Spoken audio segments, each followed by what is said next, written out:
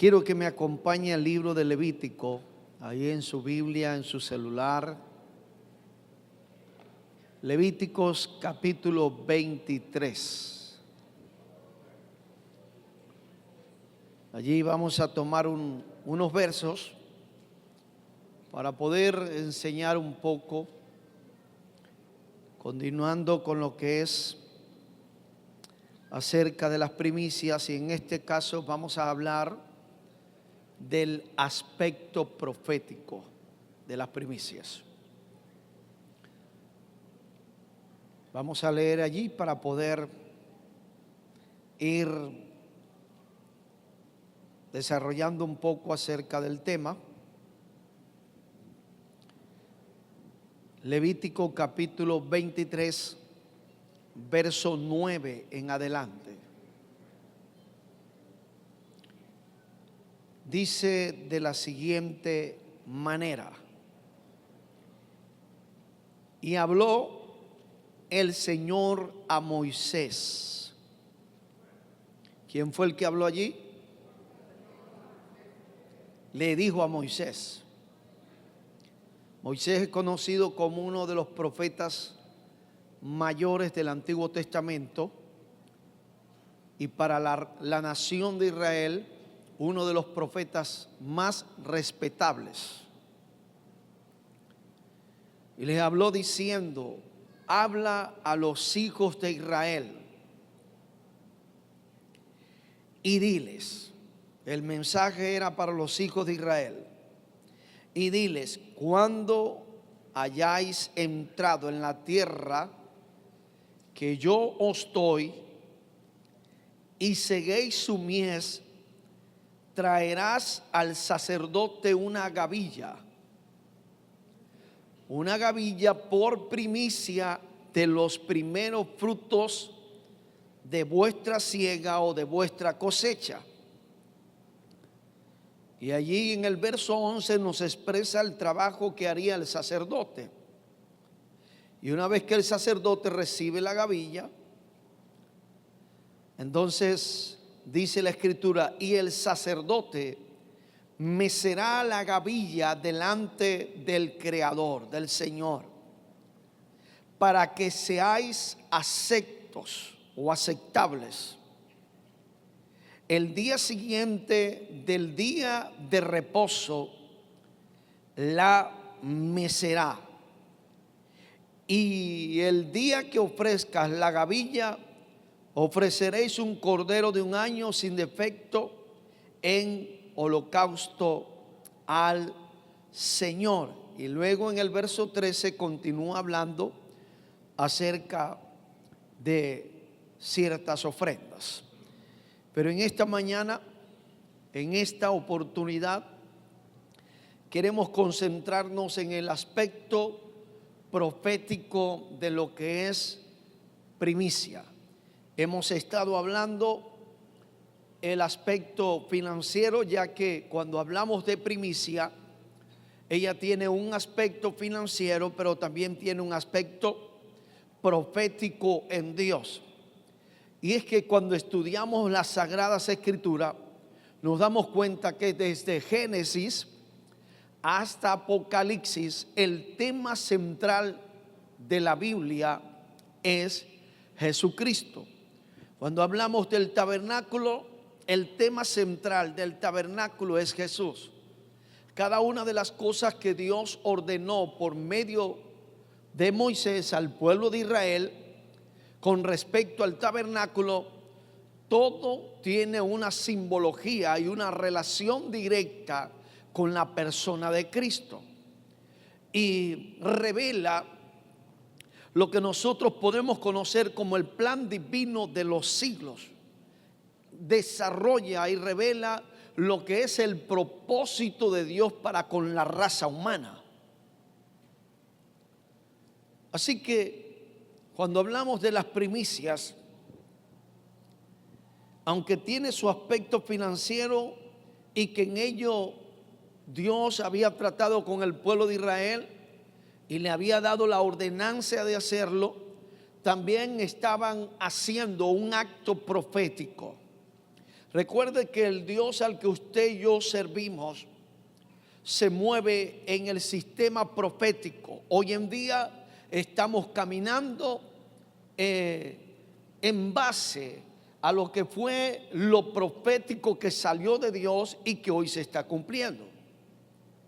Cuando hablamos del libro de Juan, o mejor dicho, el libro que escribió Juan, que es Apocalipsis, nos damos cuenta que todo el libro de Apocalipsis es profético, y que trabaja mayormente, el 90% de este libro trabaja con el área de los símiles, de la analogía, donde utiliza algunas cosas como analogía para mostrar una verdad o algún acontecimiento que vendrá. Y podríamos decir que el 10% de ese libro es literal.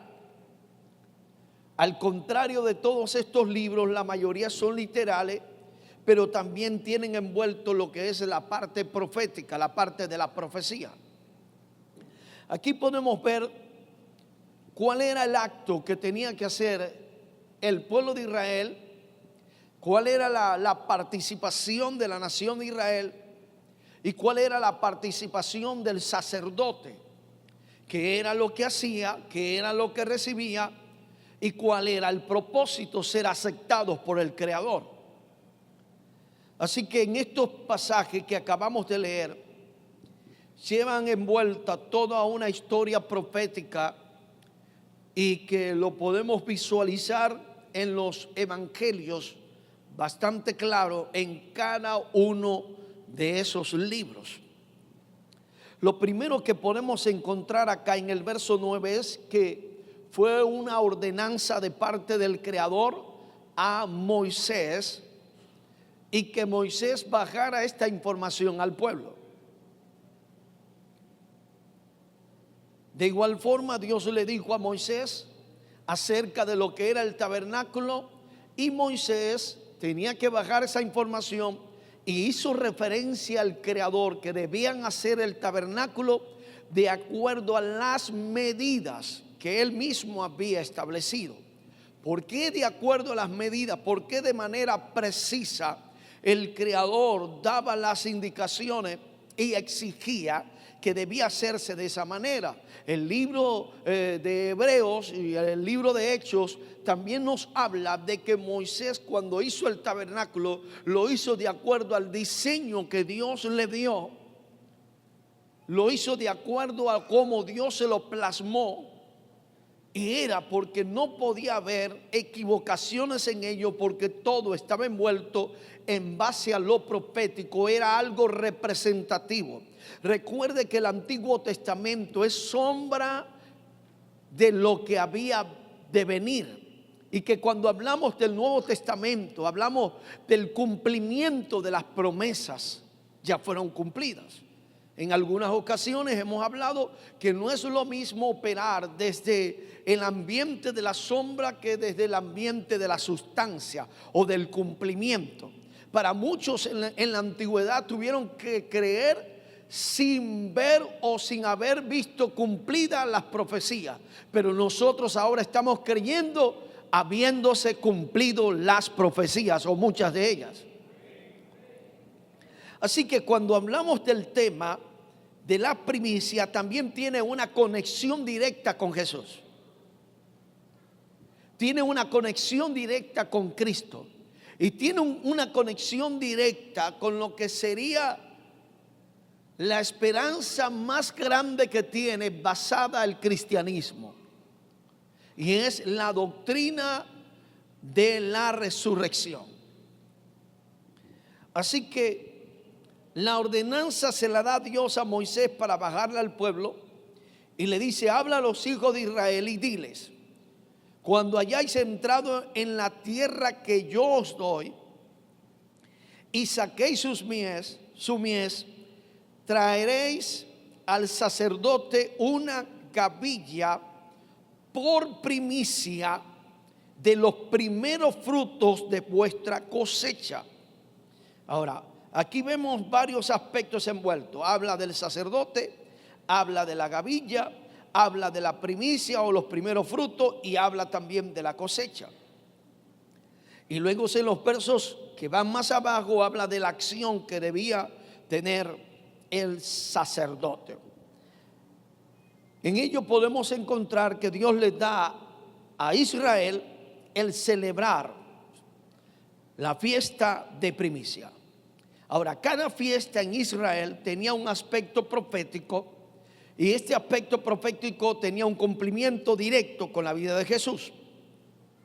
Cuando hablamos de la fiesta de las primicias, estaba dentro de lo que conocemos como las fiestas de primavera.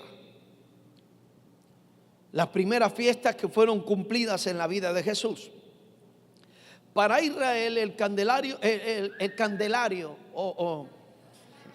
gracias. El almanaque de Israel es diferente al de nosotros. Es diferente al de nosotros.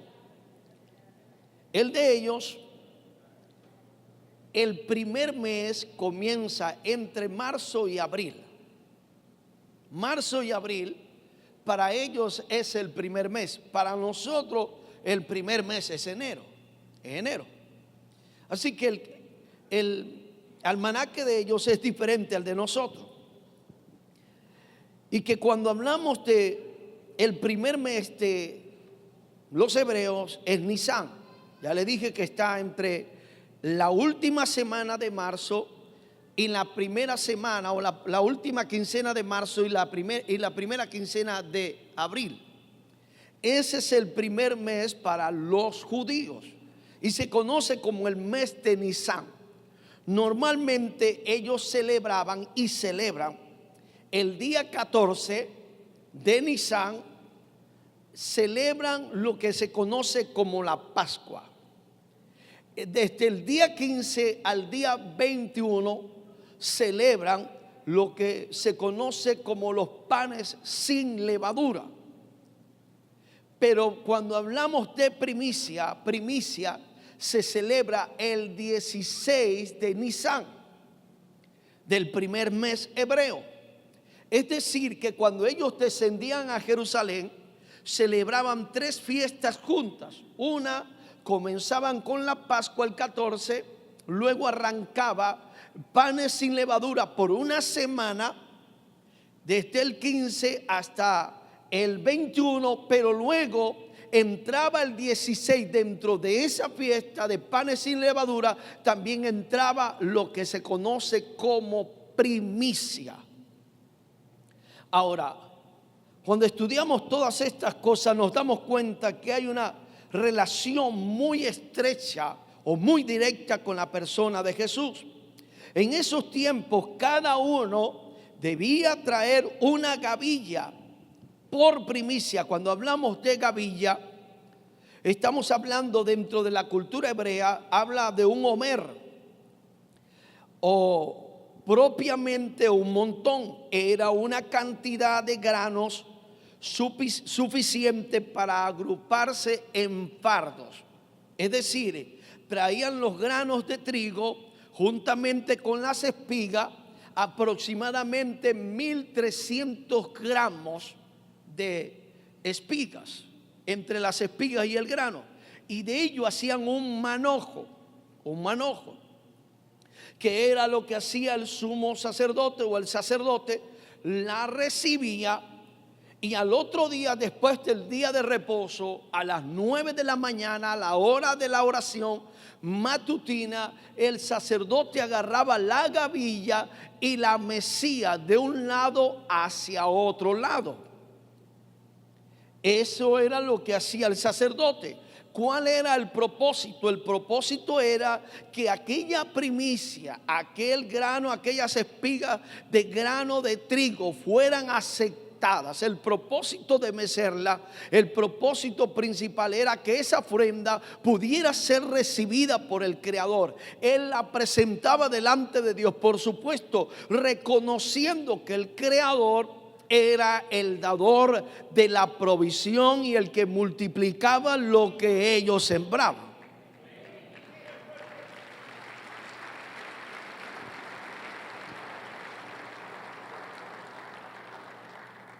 Esto debía hacerlo cada israelita.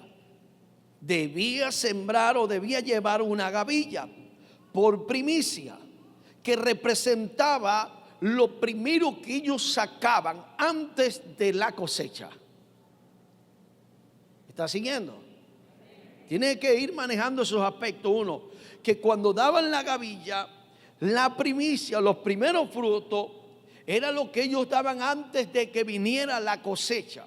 Es decir, que la gavilla representaba la primicia, los primeros frutos, representaban lo primero que se le estaba llevando a Dios, pero que lo recibía el sacerdote y que luego lo mecía de un lado hacia otro y lo presentaba delante del Creador. Ese era el trabajo del sacerdote y eso era lo que hacía cada israelita en estas fechas, o en las fechas que dijimos.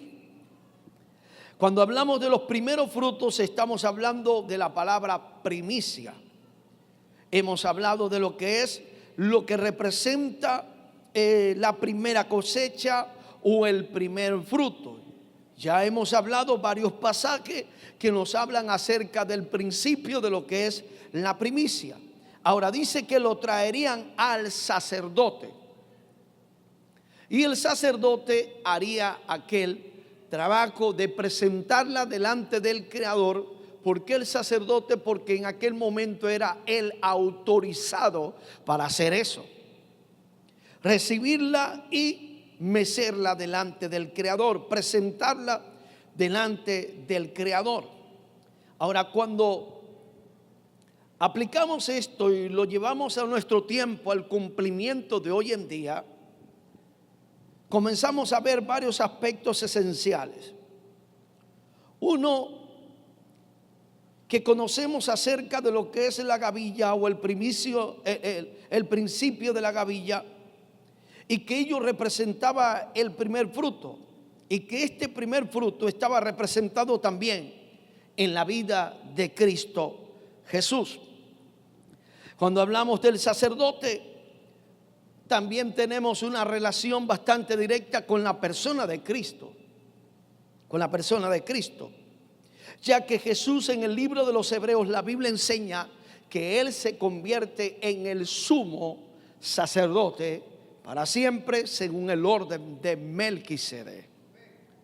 Así que cuando estaba hablando o estaban haciendo este acto, estaban representando a Cristo Jesús en todos los aspectos, Cuando hablamos con respecto a que el sacerdote debía mecer la gavilla, en esto nos damos cuenta que la palabra mecer indicaba en primer lugar un reconocimiento aquí en a Dios como el dador de la cosecha, pero también indicaba que el propósito de presentar el sacerdote esta gavilla era para poder ser recibida y aceptada delante del Creador. De manera que esto nos habla, la palabra hacer acepto, nos habla de un sacrificio aceptable. Nos está hablando de un sacrificio y una ofrenda que sería recibida en el cielo, que sería aceptada por el Creador. Aquí podemos ver como plataforma el mismo principio que aparece en Génesis capítulo 3, verso 15. Y pondré enemistad entre la simiente tuya y la simiente de la mujer, porque la simiente de la mujer te herirá en la cabeza. Y lo que Jesús hizo antes de sacar a Adán y a Eva del huerto, ¿qué hizo? Sacrificó animales inocentes, tomó la piel de ellos y vistió. Eso es una plataforma, es un acto profético del sacrificio de Cristo. Ahora, cuando estudiamos las fiestas hebreas, nos damos cuenta que Cristo Jesús muere exactamente en el día de Pascua. Y que cuando estudiamos un poco más profunda la Sagrada Escritura, nos damos cuenta que Jesús murió a la hora que se le daba muerte a los corderos en el día de Pascua. Y es por eso que Jesús es el Cordero de Dios que quita el pecado del mundo. Cuando estaban hablando de la gavilla estaba representando la primera cosecha, que era Jesús. Estaba representando a la persona de Jesús, que sería expuesta delante del Padre como una ofrenda para que pueda ser aceptada delante del Creador como un sacrificio que vendría para redimir a la humanidad, para pagar el precio por nuestros pecados, por nuestras rebeliones. Y gracias a Dios que fue aceptado y recibido delante del Padre Celestial.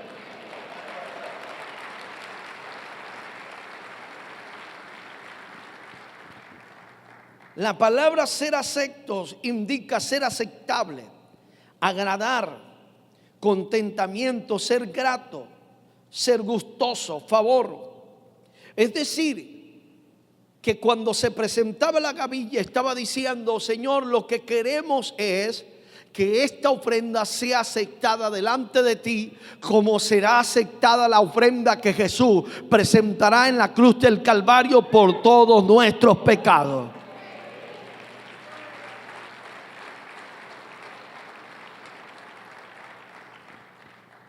Ahora, Jesús muere el 14 de Nisan, 14 de Nisan, a las 3 de la tarde.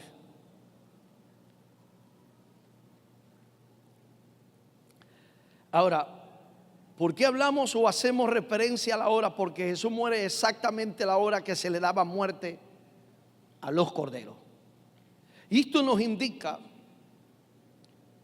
que Jesús cumplió exactamente al pie de la letra cada una de estas fiestas, y que al morir entonces también pasaría la fiesta que comenzaría el otro día, y la fiesta que comienza es la fiesta de los panes sin levadura. Jesús en la fiesta de los panes sin levadura es sepultado. ¿Y por qué habla de los panes sin levadura? En primer lugar, la levadura representa el pecado en varios aspectos de la Biblia. Representa aquello que leuda toda la masa, pero también representa aquello que es pecado. Y Jesús murió siendo un cordero inocente y murió por nuestros pecados. De manera que un cordero inocente, hablando de Cristo como lo vio Juan, es ahí el Cordero de Dios que quita el pecado del mundo, murió el 14 de Nisan en la fiesta de la Pascua, pero en panes sin levadura es sepultado. Ahora, una vez que es sepultado, pasa el proceso de lo que sería para poder llegar a la fiesta de la primicia. Y la fiesta de la primicia se daba el 16 del primer mes de los hebreos, de Nisan.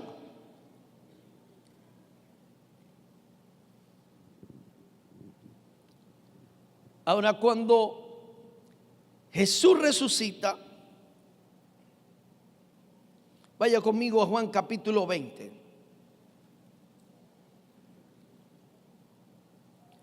Juan capítulo 20. Verso 10 en adelante, o el verso 10 al 17.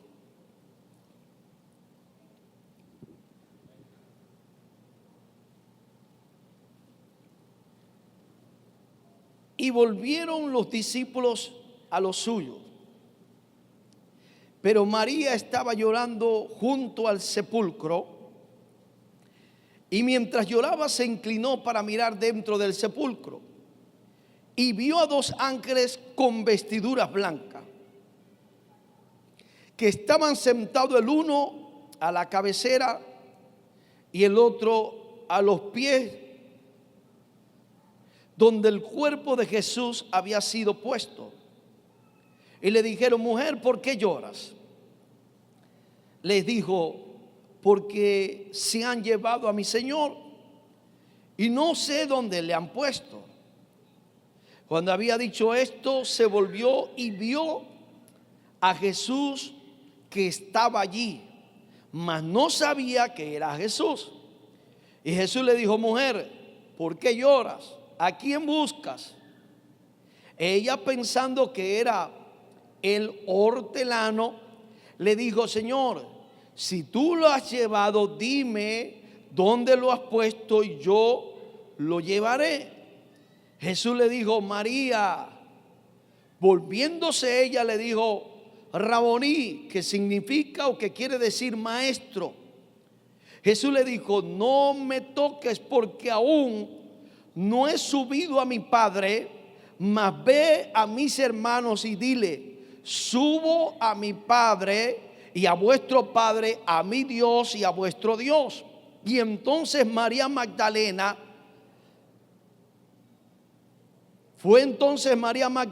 para dar a los discípulos las nuevas de que había visto al Señor y que le había dicho estas cosas. Aquí podemos ver cómo al tercer día, que es el día de primicias, sucede el acontecimiento más fuerte y que tiene las bases de lo que es nuestra creencia y nuestra fe en cuanto a lo que es el tema de la resurrección. Jesús resucita en primicia, y el acto profético que continuamente se hacían a través de la fiesta era que Jesús tendría que morir, Jesús tendría que ser sepultado, pero que no se quedaría en el sepulcro, sino que al tercer día iba a ser resucitado.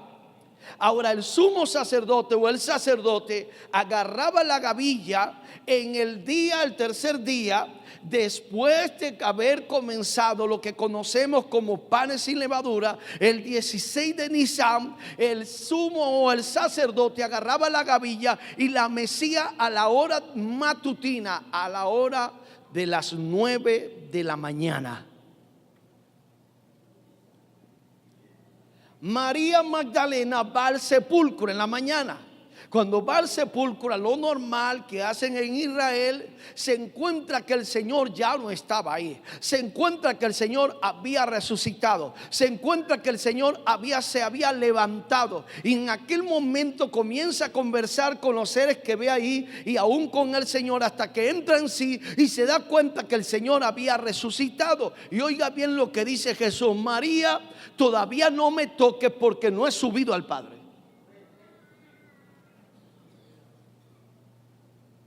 En otras palabras, le estaba diciendo: María, todavía esta ofrenda no ha sido recibida delante del Padre, tengo que presentarla ya.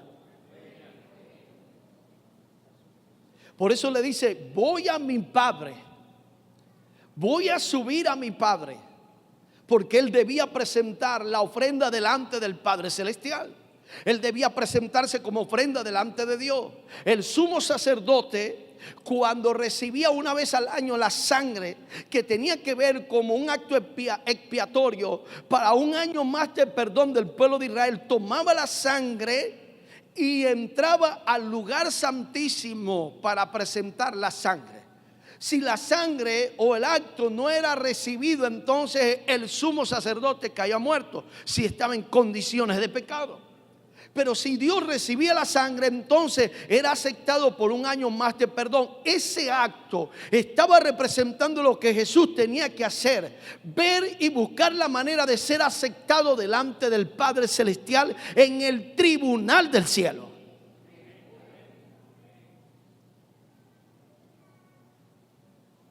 Así que el propósito de la gavilla, al ser mecida, era buscar la aceptación del Padre. Continuamente Israel hacía esto, y cuando lo hacían estaban hablando del Mesías, estaban hablando del Cristo, estaban hablando del Redentor, estaban hablando de aquel que vendría y pagaría el precio por nuestros pecados, pero que también sería aceptado delante del Padre, delante de la presencia del Dios Todopoderoso. Esa es la razón por la cual Jesús le dice: no me toques. ¿Por qué? Porque aún no he subido a mi Padre. Ahora, aquí se abre un paréntesis bastante amplio. Y es que habían cosas que tenían que resolverse por parte de los seres espirituales que Dios creó antes de haber creado al hombre. Y que también tenía que resolver ciertos problemas por parte del humano, de los seres humanos que había diseñado después. Pastor, explíqueme bien. Uno, Isaías 45 y Ezequiel 28 nos habla de una rebelión que se produce en el cielo. Génesis capítulo 1 verso 2 nos habla que la tierra vino a convertirse en desorden y vaciedad, y esto lo produjo la rebelión que hubo en el cielo. La Biblia enseña que Satanás se trajo la tercera parte de los ángeles. En el libro de Apocalipsis habla que el dragón con su cola arrastró la tercera parte de las estrellas. Habla de los ángeles. Entonces, ¿por qué Jesús tenía que subir a buscar ser aceptado? Porque tenía que resolver primero, aclarar en la mente de los ángeles que habían quedado quién tenía la razón en el cielo.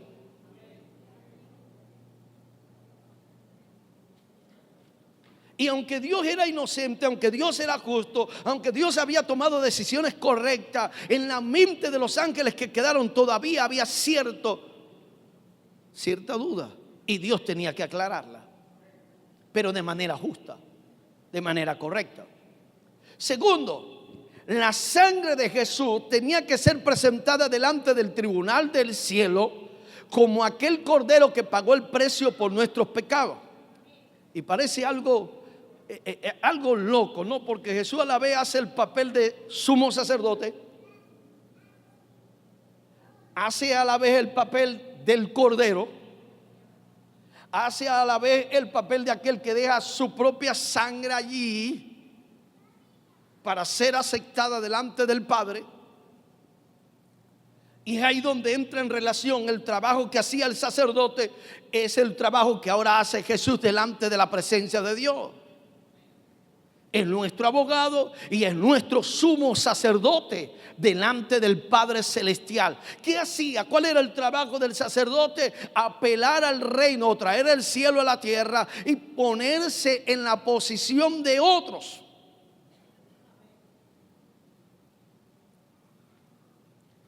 Esto nos indica que cuando Dios te va a mirar a ti, primero está la sangre de Jesús que te limpia, y segundo está el Jesús que pagó el precio por nuestros pecados.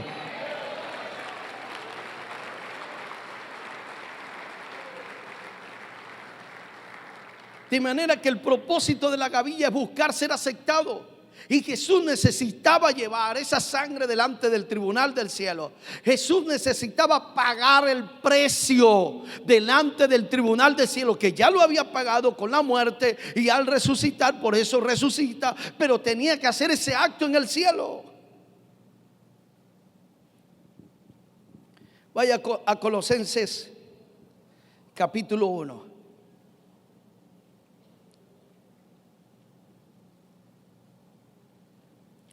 Colosenses capítulo 1, verso 15. Mire lo que dice. Él es la imagen del Dios invisible, el primogénito de toda creación, porque en Él fueron creadas todas las cosas, las que hay en los cielos y las que hay en la tierra. En Él fueron creadas todas las cosas. Y cuando habla de todas las cosas, está hablando de arcángeles, querubines, serafines, seres espirituales, todo ello, el hombre, todo, la tierra, todo ha sido creado por Él o por medio de Él. Porque en Él fueron creadas todas las cosas, y las cosas que hay en los cielos y las cosas que hay en la tierra, visibles e invisibles, sean tronos, sean dominios, sean principados, sean potestades, todo fue creado por medio de Él y para Él. Y Él es antes de todas las cosas, y todas las cosas en Él subsisten. Y Él es la cabeza, que es la iglesia. Oiga bien, el que es el principio, el primogénito de entre los muertos, para que todo tenga preeminencia, por cuanto agradó al Padre que en Él habite o habitase toda la plenitud, y por medio de Él reconciliar consigo todas las cosas, así las que están en la tierra. ¿Cuáles son las que están en la tierra? El problema de la caída del hombre. Como las que están en los cielos, el problema de la caída de Luzbel, haciendo la paz mediante la sangre de su cruz. Ahora, oiga bien, aquí está diciendo que Él es la primicia de la resurrección. Cuanto lo que hemos oído acerca del concepto de primicia, lo primero. Pero ¿qué es lo que garantiza la primicia? Para ver los estudiantes. ¿La qué? La primicia garantizaba la cosecha. La primicia era lo primero que traían para ofrecerlo al Señor, y se hacía antes de la cosecha, pero era una garantía para la cosecha.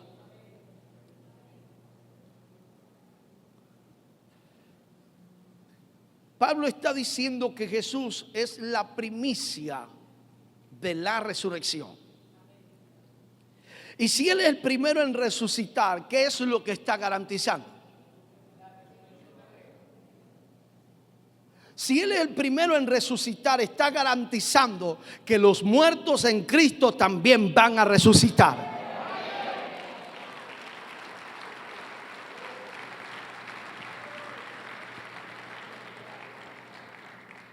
Por eso lo menciona como la primicia, el primero que resucita.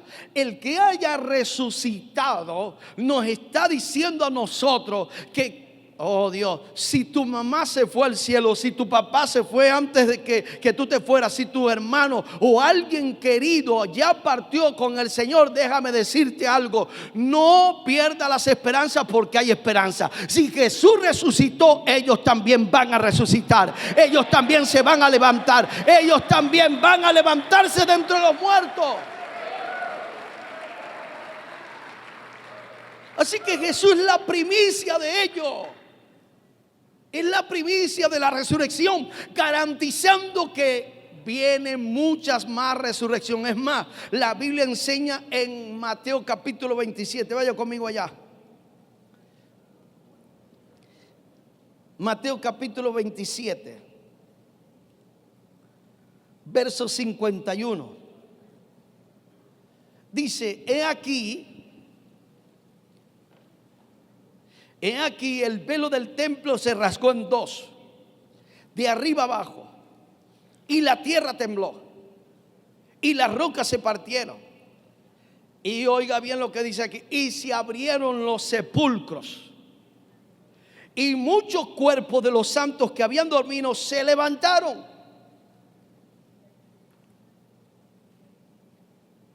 Y salieron de los sepulcros. Después de la resurrección de Él, vinieron a la santa ciudad y se le aparecieron a muchos. ¿Qué fue lo que le dio la salida o el que ellos se hayan levantado? Cristo Jesús. Entonces, la primicia en su aspecto profético nos habla de la muerte, la resurrección de Cristo como primicia, como alguien que venció a la muerte. Y por eso Pablo dice: hey, ¿dónde está, oh muerte, tu aguijón? ¿Dónde está, oh sepulcro, tu victoria? Porque no pudiste retener al Rey de gloria. Cuando ellos estaban haciendo el acto de mover la gavilla, estaban declarando: Señor, acepta la ofrenda, que esa primicia salga, resucite Cristo de entre los muertos, y que también garantice la resurrección de los demás muertos.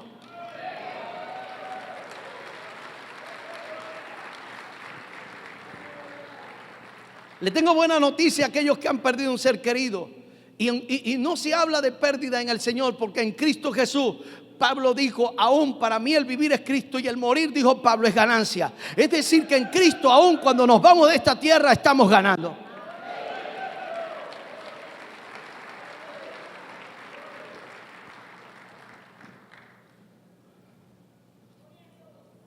¿Cuántas madres perdieron aún criaturas en el vientre? No vaya a levantar la mano, pero solo quiero decirle esto: tu hija, tu hijo está en la presencia de Dios, y el día que lo llegues a ver, ya no lo vas a ver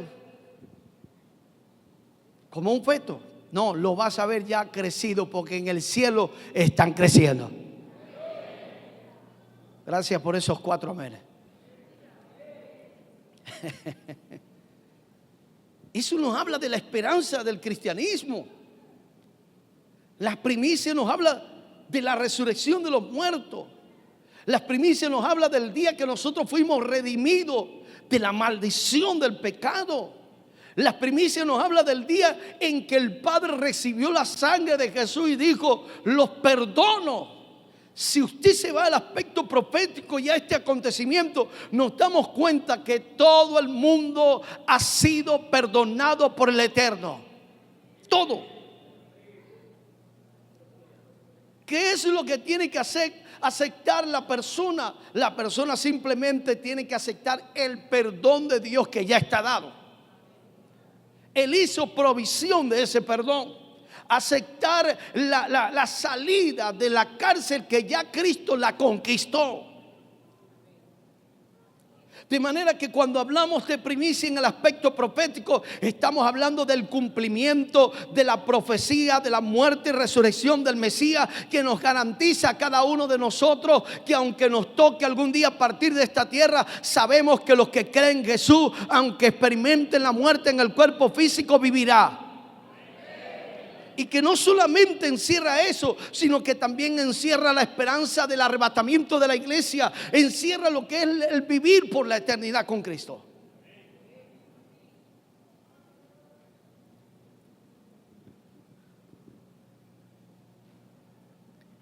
Nuestros pecados pueden ser muy negros, y no estoy dando licencia para pecar, pero la sangre de Jesús fue llevada delante del lugar santísimo, porque era la sangre de un hombre inocente. Y es por eso que esa sangre es la que santifica al creyente. La sangre de Jesucristo. Y dice que si alguno ha pecado, abogado tenemos para con el Padre. Y la sangre de Jesús nos limpia de todo pecado. ¿Por qué nos limpia de todo pecado? Porque salió de un hombre inocente. Y esa inocencia pasa a nuestra vida cuando clamamos por ella. Cuando clamamos por esa sangre, nos limpia de todo pecado.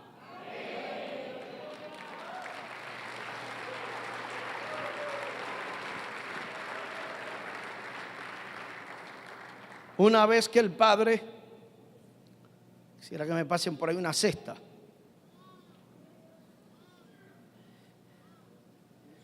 Lo hago para darle una idea, pero no es así. Yo sé que eso en el cielo es muy perfecto. Y que Jesús entre al cielo, como lo hacía el sacerdote al lugar santísimo con la sangre. Padre, aquí vengo a presentar la sangre de toda la humanidad pecadora. Y podríamos hacer una lista, y que debe ser interminable, de tantas cosas y tantos pecados que pudimos haber llegado a cometer. Pero que Jesús se presenta delante del Padre. María Magdalena, no me toques todavía, no he subido al Padre. Necesito presentarme con la sangre. Necesito ser aceptado en el cielo. Todavía no puedes tocarme.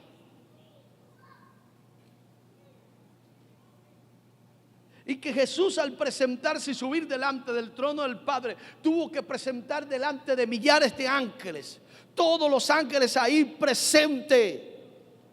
dando la entrada al Cordero de Dios que quita el pecado del mundo, recibiéndolo en el cielo y recibiendo aquella sangre, aclarando la mente de cada uno de esos ángeles, de quien tenía la razón en la rebelión de Luzbel, aclarando sus pensamientos, y que cada uno de ellos mirando aquel acto profético cumplido en la vida de Jesús. Padre, aquí está la sangre que fue derramada por cada uno de ellos. Vine a pagar el precio por sus pecados.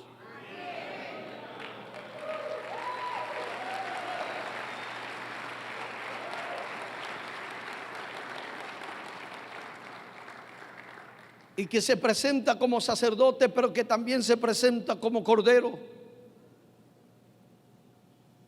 Usted se puede imaginar al Padre levantándose de su trono y diciendo: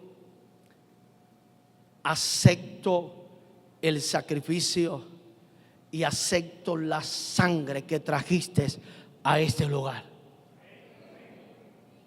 Pastor, ¿qué representa eso? Si esa sangre no es aceptada, si ese sacrificio no es aceptado, ninguno de nosotros estuviéramos aquí. Todos estuviéramos perdidos en nuestros delitos y pecados.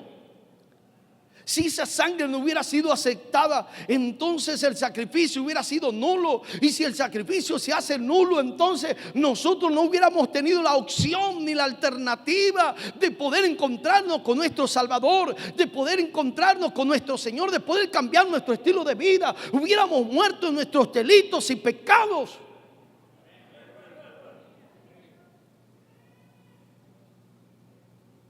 De manera que ese acontecimiento de las primicias iba más allá, o va más allá de nuestra mentalidad. Lo que Jesús estaba haciendo era pagando o llevando delante del Padre Celestial las pruebas de la paga de la liberación de cada uno de nosotros. Es por eso que delante de Dios no hay excusa para cambiar. Delante de Dios no hay excusa para cambiar nuestro estilo de vida. No hay excusa. ¿Por qué? Porque el precio fue pagado y presentado delante del tribunal del cielo.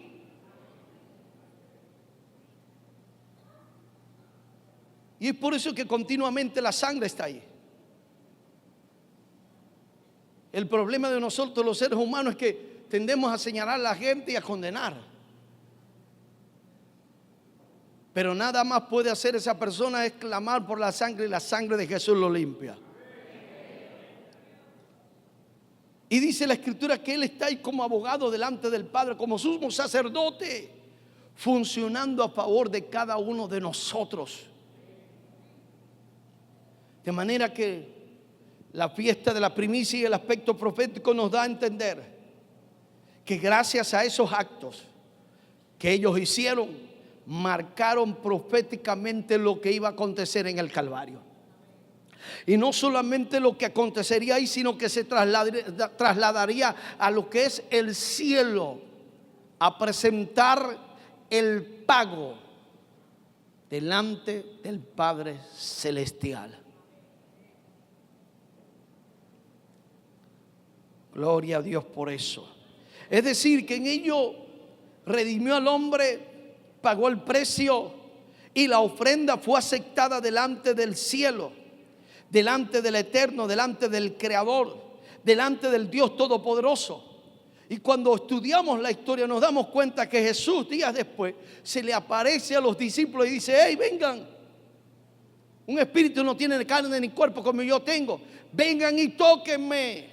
Ahora sí, porque ya fui aceptado delante del Padre Celestial, ya la sangre fue recibida en el cielo. Vengan y tóquenme y vean.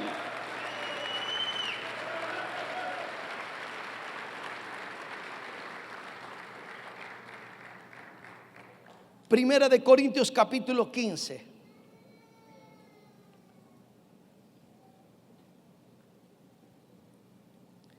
Verso 20. Y en el 50 y algo también nos habla acerca de eso.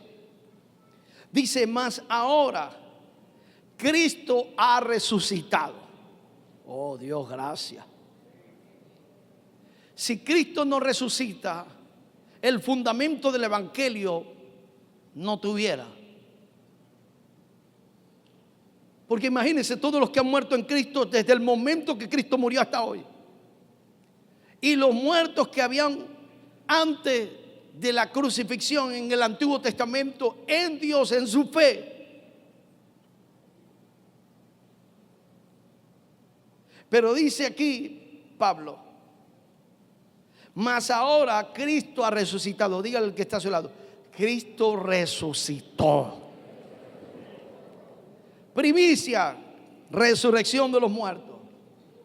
Mas ahora Cristo ha resucitado de los muertos. ¿Qué dice ahí? ¿Cuántos están leyendo conmigo? ¿Qué dice ahí? Primicia.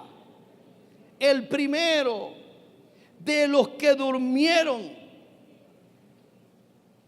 Y sigue diciendo Pablo, porque por cuanto la muerte entró por un hombre, también el hombre, por un hombre, la resurrección de los muertos.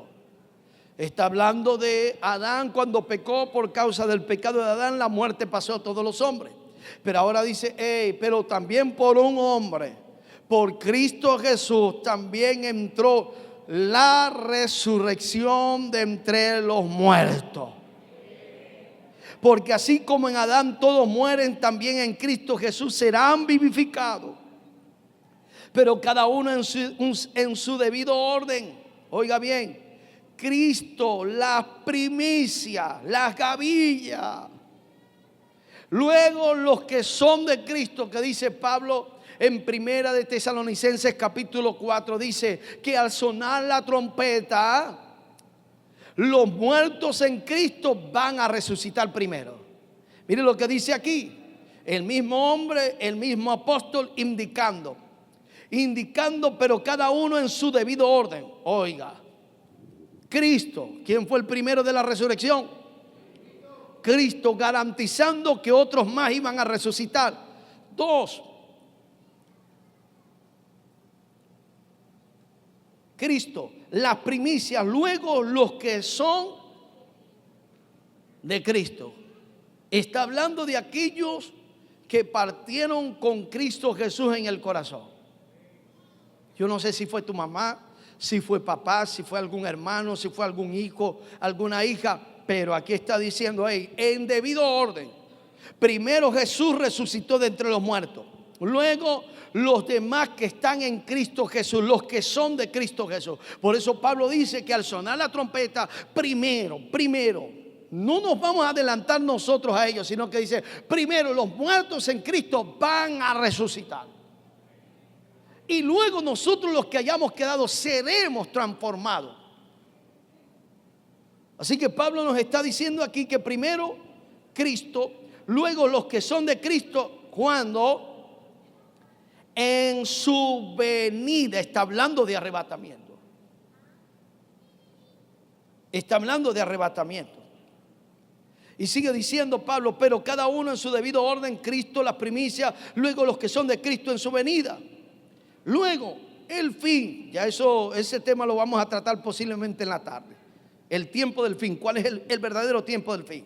Así que Pablo nos está diciendo en todo esto lo que indica las primicias, resurrección.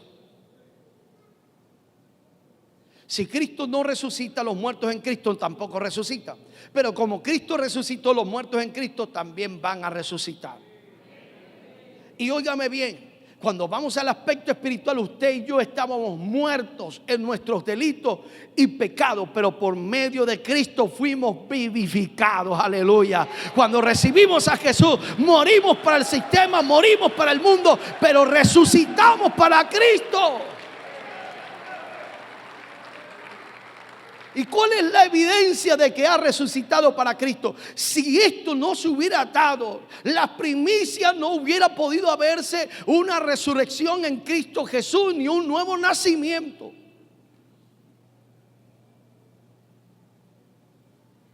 Pero ¿cuál es la garantía de que hemos resucitado con Cristo Jesús?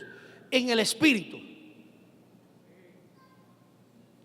porque por tu propia fuerza no podías cambiar.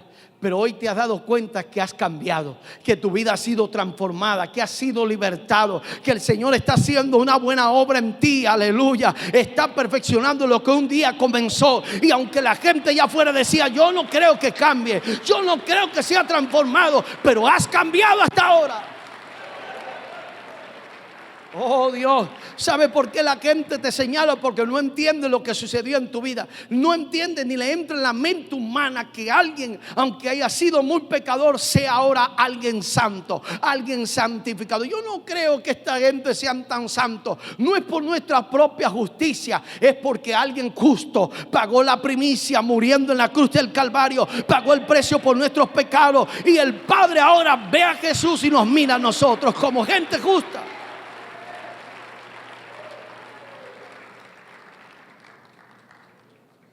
Las primicias nos garantizó un nuevo nacimiento.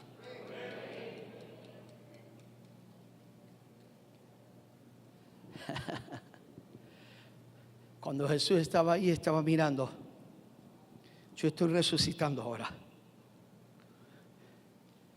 pero estoy viendo allá atrás cuántos van a resucitar. Porque la primicia garantiza la cosecha restante. Desde aquel momento, la matriz espiritual del cielo se abrió. Se abrió tan fuerte que Pedro simplemente se paró en Pentecostés, otra de las fiestas cumplidas, y soltó un mensaje y una predicación. Y 3,000 en un solo día pasaron de muerte a vida.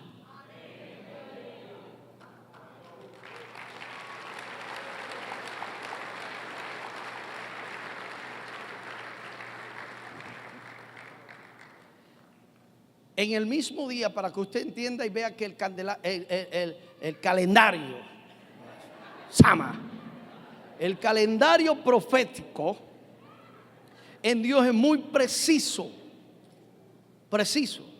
¿A qué hora tenía que presentar el sacerdote la gavilla? A las 9 de la mañana. A las 9 de la mañana Jesús resucitó. ¿Sabía usted que el mismo día que sucede Pentecostés y 3,000 pasan de muerte a vida, fue el mismo día que 3,000 perdieron la vida cuando se pusieron a adorar al becerro de oro? El mismito día. El mismito día.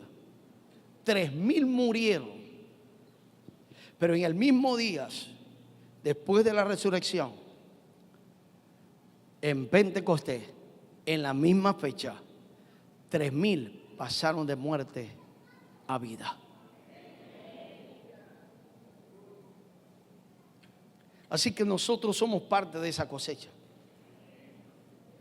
Nuestros padres y nuestros antepasados que murieron en Cristo son parte de esa cosecha. Gracias a la primicia.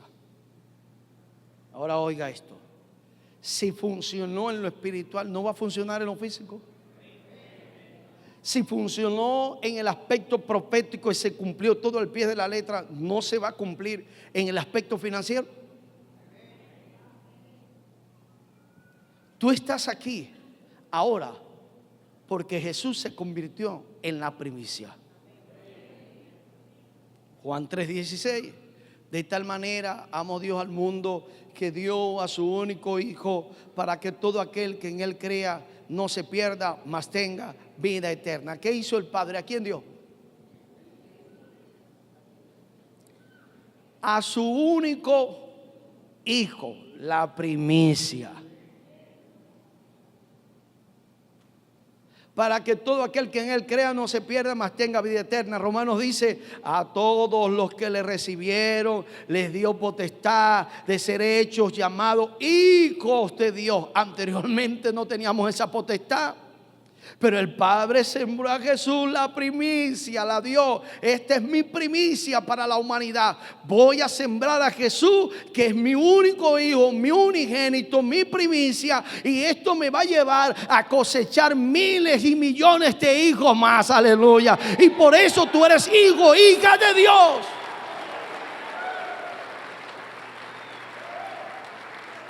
Aleluya. Por eso somos hijos de Dios. Yo no creo, dice la gente, que después que haya hecho tanto, ahora y que hijo de Dios.